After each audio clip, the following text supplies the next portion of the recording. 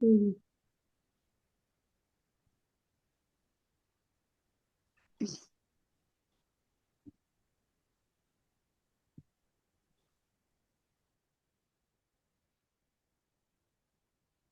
Good morning. We are Group 7. I'm Ishara. Today we are going to explore women poets of World War I, poetics and politics. This presentation focuses on the perception of war and soldiers, the role of women during World War I, and examples of women's poetry by some significant female poets including Jessie Pope and Vera Brittain. One initial perception that great war carried during 1940 is enthusiasm and the glory with the concept the ideal man is a soldier and a perfect woman is a nurse. People experience the war from different contexts. This includes the soldiers and frontline workers on the battlefield witnessing the immediate horrors of war. Civilians on home front experience the war through changes in daily life. Meanwhile, family members of the frontline workers waiting at home face a unique emotional and psychological burden. During this period, poetesses from three categories contributed to enriching feminist poetry. They are the poetesses who illuminated nationalistic and glorified view of war, for example, Jessie Pope and Muriel Stewart. Poetesses who questioned jingoistic poetry and ill-informed opinions of category one without first-hand battlefield experience, for example, Catherine Tyne and Margaret Postgate uh, Paul, Helen Perry Eden, Charlotte Neal, and Sarojini Naidu, poetesses who took active roles in war industry or on the battlefields and wrote about how their occupation affected their views on the war. For example, Vera Brittain and Rose McCauley. So women were not allowed to be soldiers on the front lines. They did serve in non-combat roles and some secretly did so by disguising themselves as men or through unofficial arrangements. Hence, women could genuinely express their feelings and intellectual positions on war through war poetry. Poetesses could even challenge male dominated narratives due to their first hand experience that they received at their home fronts as well as on the battlefields. Personal and psychological grief and loss, and eagerness to critique the war propaganda that glorifies conflicts. Through poetry, they reflected loss, grief, and patience, patriotism, questioning, and skepticism, direct experience in active roles, gender disparity, liberation and self improvement, and feminist perspective.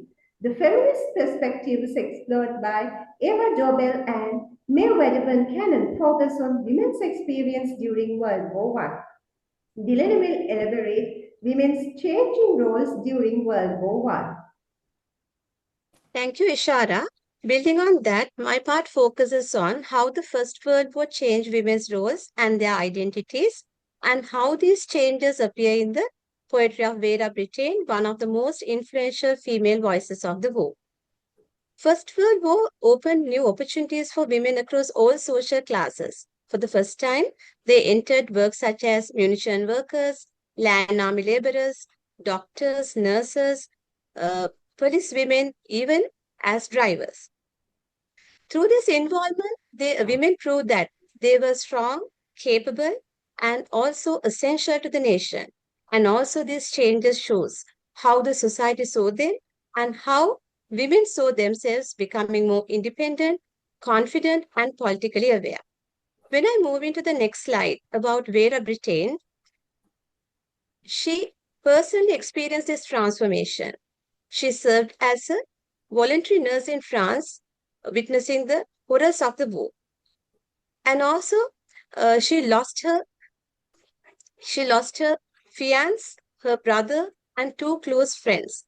And these losses changed her from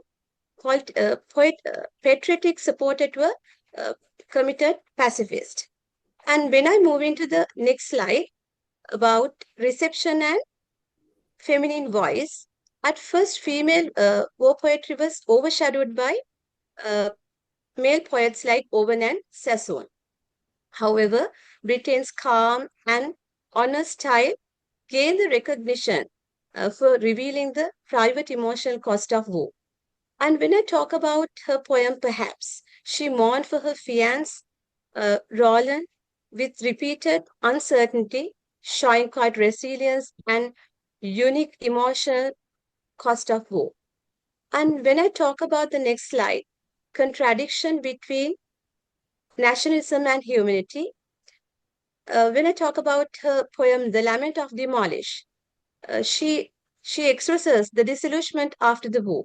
And also she showed us how the returning soldiers and also these women who serve were pushed aside and their services forgotten. And this shows the tension. Actually, this reflects the tension between nationalism and humanity. And also, when we talk about this Britain's poetry, it beautifully connects this poetics and politics of women during the wartime experience. And through her writings, we can see how the First World War expanded women's roles and also reshaped their identities from obedience to awareness and from silence to speech. And also, she shows us these women were not just witnesses to the war, they were creators of a new vision. They were creators of a new vision and a morale. Over to you, Risnia. Thank you, Dilini. I will be discussing about Jessie Pope. Jessie Pope's poetry.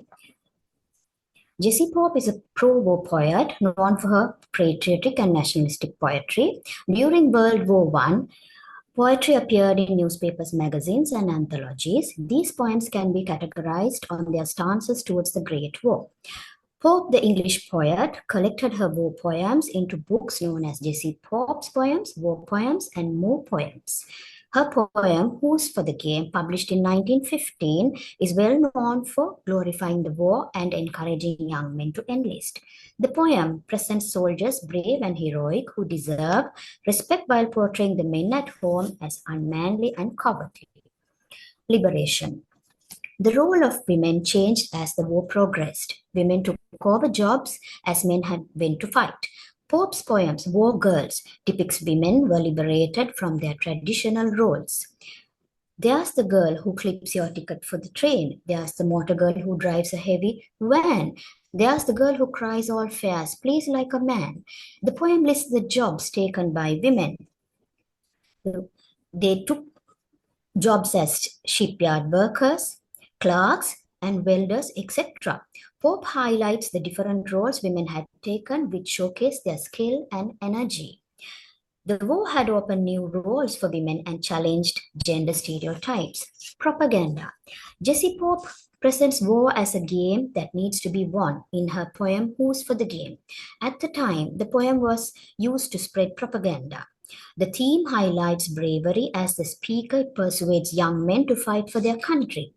Pope uses several techniques here, such as metaphor, where she compares war to a game, colloquial language, that is the use of friendly tone, rhetorical questions, as in, who's for the game, the bigots that's played, who'll grip and tackle the job unafraid. The poem creates a sense of personal responsibility towards the nation. Jingoism. Her poems are labeled as jingoistic poetry due to its extreme patriotic nature, especially the poem Who's for the Game and The Call. These poems pressurized men to join the war. The poems concealed the horrors of the war and pictured it as a thrilling game. Pope received plenty of criticism for her jingoistic poetry. It is important to note that Wilfred Owen's Dulce et Decorum A was a response to Jessie Pope's poems, in which Owen vividly describes the horrors of war. His poems were a complete contrast to Pope's, who simply created an illusion of the war which cost the lives of young men. Over to you, Makia. Thank you, Regina. Good morning, everyone. I'm Shamsu Makia. Today I'll be presenting on feminist perspectives in World War I women's poetry. Between 1914 and 1918, women poets questioned the glorification of violence and masculine heroism, emphasizing empathy, endurance, and the human cost of war. Now let's look at Eva Dobell, a VAD nurse, wrote poetry that reflects the human cost of war. In a poem, Pluck, she captures the suffering of young soldiers. She writes, and I quote, "Crippled for life at 17, his great eyes seem to question why. With both legs smashed, it might have been better in the grim trench to die than drag maimed years out helplessly." Dobell's verse is tender yet heartbreaking. Unlike poets such as Owen or Sassoon, she emphasizes empathy and moral insight rather than graphic violence. Her work also reflects feminist values, showing strength through compassion. Next, we turn to the poetry of May Wedderburn Cannon, who served in the War Office and the Red Cross, blends personal grief with subtle criticism of war's destruction. In a poem, Lamplight, she shows how war shatters not only lives but also the futures women hope for. She writes, and I quote, "We shall never shake the world together, you and I, for you gave your life away. I think my heart was broken by the war. You took the road we never spoke of. Set your feet upon the western ways and have no need of fame." Cannon mourns the man she loved and the life they lost, showing how war shatters futures and leaves women with only memories, highlighting the personal cost of conflict. Finally, women's poetry redefined courage and patriotism as compassion and endurance. The war opened new roles for women, strengthening independence and reflecting feminist ideals. Poets like Dobell and Cannon showed that true courage lies in empathy and moral strength, leaving a lasting legacy of compassion and strength. Thank you for listening. Over to Safra for the conclusion.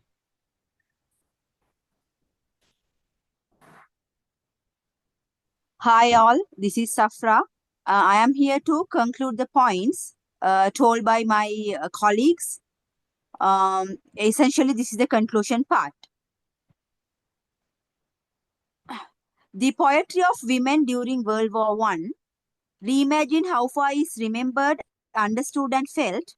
Writers like Vera Brittain, Jessie Pope, Eva Dobell, and May Wedburn Cannon brought perspectives that challenge male-dominated narratives of heroism and glory.